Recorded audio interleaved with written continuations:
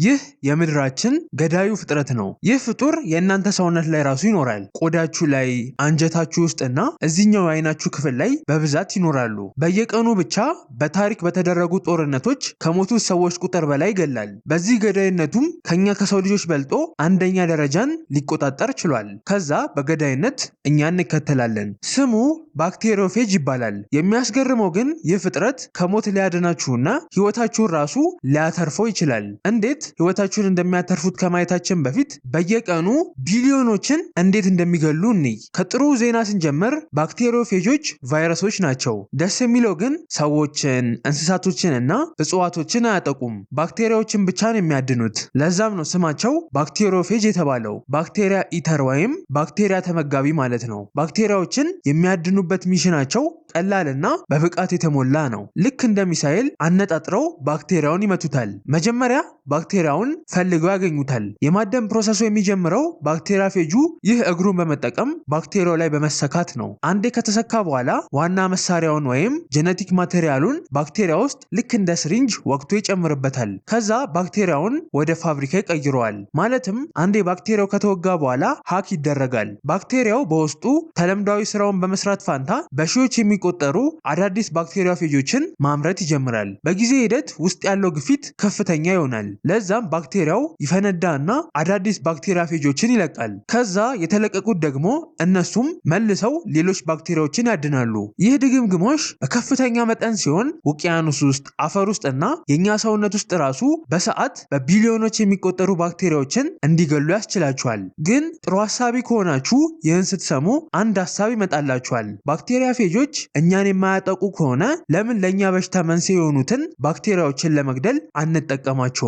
ይህን ሀሳብ እናንተ ብቻ አይደለም ያሰባችሁት። በቅርብ ዓመታት ውስጥ ባክቴሪያፌጆች የብዙዎችን ትኩረት እየሳቡ ይገኛሉ። ባክቴሪያዎችን እንዲያድኑልንና እንዲያጠፉልን በሚሊዮን የሚቆጠሩ ባክቴሪያፌጆችን ወደ ሰውነታችን ለመክተት እየታሰበበት ነው። አሁን ላይ እንደውም እየተሞከረ ነው። ምክንያቱም ከትንሽ ዓመታት በፊት እጃችሁ ትንሽ እንኳን ከቆሰለ ወይም የተበከለ ውሃ እንደ ድንገት በትንሹ እንኳን ብትጎነጩ ለሞት ያጋልጣችሁ ነበረ። ባክቴሪያዎችን እንዳሁኑ ማከም አንችልም ነበረ። ስለዚህ አሳሳቢ ጉዳዮች ነበሩ። ከዛ ግን ከ100 ዓመት በፊት አንድ ተአምር ይፈጠራል። እንደ ድንገት ተመራማሪዎች ባክቴሪያዎችን የሚገል ንጥረ ነገርን የሚያመርት ፈንገስን ያገኛሉ። አሁን ላይ አንቲባዮቲክስ የምንላቸው ማለት ነው። ታዲያ ይህ ግኝት የሰዎችን ታሪክ የቀየረ መሳሪያ በእጃችን እንዲገባ ያስችለናል። አንቲባዮቲክሶች በእጃችን ከገቡ በኋላ ለክፍለ ዘመናት ሲያሰቃየንና ሲያስፈራራን የነበረውን ባክቴሪያ መጋፈጥና ማሸነፍ ቻልን። አንድ ጊዜ ላይ በሚሊዮኖች የሚቆጠሩ ህይወቶችን ሲነጥቁ የነበሩት ኢንፌክሽኖች አሁን ላይ ግን በጥቂት ኪኒኖች መታከም ይጀምራሉ። ለዛም ባክቴሪያዎች እንደ ከባድ ነገር መቆጠራቸው እየቀረ ይመጣል። ከዛ ግን አንድ ችግር ይፈጠራል። ደስታችን መዘዝ ይዞ ይመጣል። አንቲባዮቲክሶችን በግዴለሽነት መጠቀም ጀመርን። ለትናንሽ ህመሞች፣ ለከብቶች ወይም ሳያስፈልጉን ራሱ መጠቀም ስንጀምር ጠላታችን ባክቴሪያ በዝግመተ ለውጥ ራሱን መቀየር ይጀምራል። አንድ በአንድ ባክቴሪያዎች መላመድ ይጀምራሉ። በህይወት ለመቆየት ሲሉ መድኃኒቶቻችንን እንዴት መቋቋም እንደሚችሉ እየተማሩ ይመጣሉ። ስለዚህ ሱፐር ባጎች እየተፈጠሩ ይመጣሉ።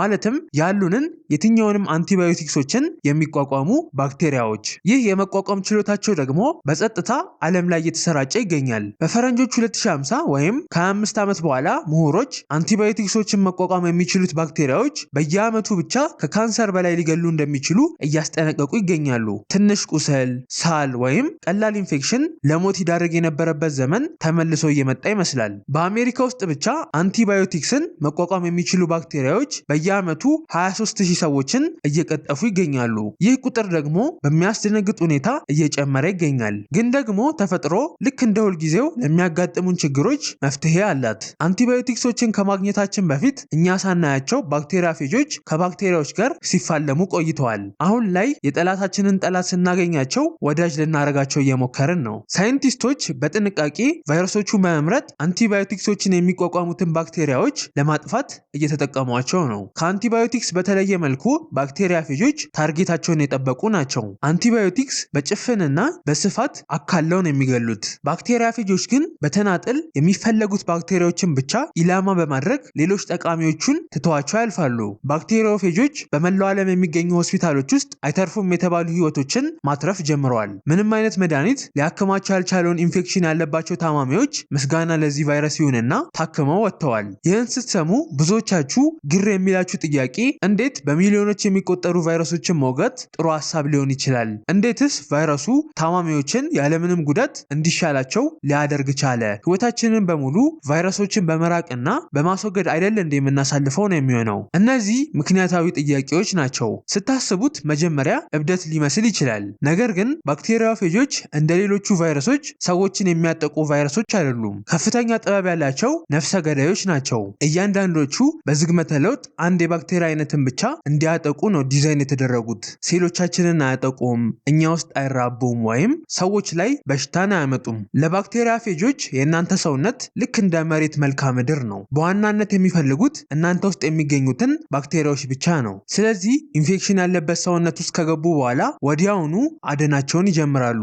ኢንፌክሽኑ እንዲፈጠር ያደረገውን ራሱን ባክቴሪያ ይፈልጉትና በመጣበቅ በመውጋትና በመባዛት ይገሉታል። ደስ የሚለው ደግሞ ባክቴሪያዎቹ ጠፍተው ሲያልቁ ባክቴሪያፌጆቹም አብረው ይጠፋሉ። ያለ ታዳኛቸው ባክቴሪያ ምንም የሚያጠቁት ነገር የለም። ከአንቲባዮቲክሶች በተለየ መልኩ የጎንዮሽ ጉዳት ራሱ የላቸውም። አንቲባዮቲክሶች የሰውነታችንን ጤናማ እና ጠቃሚ ባክቴሪያዎችን በመግደል የጎንዮሽ ጉዳትን ያመጣሉ። ባክቴሪያፌጆች ግን ጠቃሚ የሆኑትን ባክቴሪያዎች አይነኳቸውም። ግን ደግሞ ብዙዎችን የሚያሳስባቸው ነገር ባክቴሪያዎችን ለመግደል ባክቴሪያፌጆችን ከተጠቀምን ልክ እንደ በፊቱ ባክቴሪያዎቹ በዝግመተ ለውጥ ይለወጣሉ ወይ የሚለው ነው። መልሱ የሚሆነው አዎ እና አይ ነው። ባክቴሪያዎች በህይወት በመቆየት ብቃት የተካኑ ናቸው። ሁልጊዜም ከነገሮች ጋር ይላመዳሉ። ደስ የሚለው ግን ባክቴሪያፌጆቹም አብረው ዝግመተ ለውጥ ያደርጋሉ።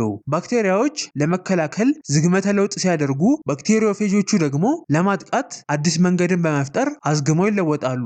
ለብዙ ክፍለ ዘመናት በዚህ መልክ ቆይተዋል። ቢሆንም ግን ባክቴሪያፌጁ ነው እያሸነፈ የቆየው። ይህ ማለቂያ የሌለው ጦርነት ባክቴሪያፌጆቹን ልዩ ያደርጋቸዋል። ልክ እንደ አንቲባዮቲክሶች የማይለዋወጡ የኬሚካል መሳሪያዎች አይደሉም። ይማራሉ፣ ዝግመተ ለውጥ ያደርጋሉ። በተጨማሪም ከኑሮ ስርዓታቸው ጋር ይላመዳሉ። ልክ ባክቴሪያው ሲቀየር ባክቴሪያፌጁም አብሮ ይቀየራል። ከዚህም በላይ የሚያስደስተው ነገር ደግሞ ባክቴሪያዎቹ አንዳንዶቹን ባክቴሪያፌጆች መቋቋም ቢችሉ ራሱ ከባድ ዋጋን ይከፍላሉ። ከቫይረሱ ጥቃት ራሳቸውን ሲከላከሉ ከአንቲባዮቲክሶች መከላከል ያስቻላቸውን ብቃት የሚያጡት ይሆናል። በሌላ ቋንቋ አንቲባዮቲክሶችን እና ባክቴሪያፌጆችን አንድ ላይ በመጠቀም ከአንዱ ቢያመልጡ በአንዱ የምንይዛቸው ይሆናል። ይህ በቲዮሪ ብቻ ያለ ነገር አይደለም። ተሞክሮ የሰው ህይወትን አድኗል። በአንድ አስደናቂ ኬዝ ላይ አንድ ታማሚ ሲዶሞናስ ኤሩጂኖሳ በተባለ ባክቴሪያ ኢንፌክሽን የሞት አፋፍ ላይ ሆኖ እየተሰቃየ ነበረ። ይህ የባክቴሪያ ዝርያ ዓለም ላይ ያሉ አንቲባዮቲክሶችን መቋቋም ከሚችሉ ባክቴሪያዎች መካከል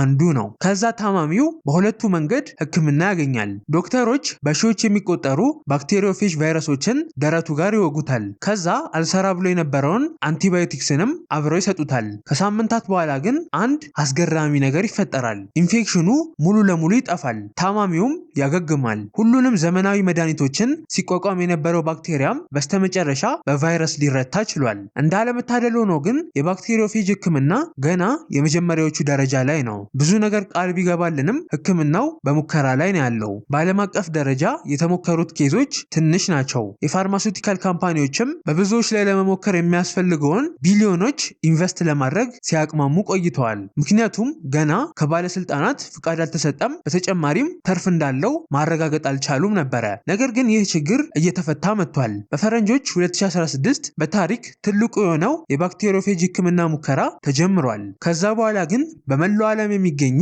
የተለያዩ የጥናት ተቋማት ህክምናውን መጀመር ችለዋል። በስተመጨረሻ እነዚህ የምድራችን ገዳዮቹ ፍጥሮች የኛ አጋሮች ሊሆኑ ችለዋል። ከዚህ በፊት አንቲባዮቲክሶችን ተጠቅማችሁ አላድን ብሏችሁ ያውቃል? እስኪ መልሳችሁን ጻፉልኝ። ስለዚህ እንደ ድንገት ያገኘነው መሳሪያችን ወይም አንቲባዮቲክሶች የአገልግሎት ጊዜያቸው እያበቃ ስለሆነ የወደፊት ተስፋችን ደግሞ ባክቴሪዮፌጆች እንደሚሆኑ ብዙዎች ግምታቸውን አስቀምጠዋል። የጠላቴ ጠላት ወዳጄ ነው እንደሚባለው ማለት ነው።